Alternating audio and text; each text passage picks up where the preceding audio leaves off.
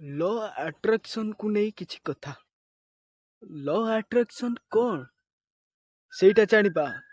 ଲ attraction ଗୋଟେ ଏମିତି ବିଚାରଧାରା ତାକୁ ତମ ଜୀବନକୁ ସ୍ୱପ୍ନ ଦେଖେଇ ଭାବିକି ସ୍ୱପ୍ନରେ ସକ୍ସେସ୍ ହେଇ ତମେ ଦୁନିଆରେ ରିଏଲରେ ସକ୍ସେସ୍ ହେଇପାରିବ। ତ କ'ଣ କେମିତି ନା ଲ ଆଟ୍ରାକ୍ସନ୍ ଏଇଟା ଯେ ତମେ ଯେଉଁ ସ୍ୱପ୍ନ ଦେଖୁଛ ଆଉ ପୁରା କରିବାକୁ ଚାହୁଁଛ ସେ ସ୍ୱପ୍ନକୁ ତମେ ଯେତେବେଳେ ଶୋଇବ ଉଠିବ ସେଇଟାକୁ ଗୋଟେ ଶାନ୍ତ ମନରେ ବସି ଯେମିତି ମେଡିଟେସନ୍ କରୁ ସେମିତି ମେଡିଟେସନ୍ ଭଳିଆ ବସି ତାକୁ ରିପିଟ୍ କର।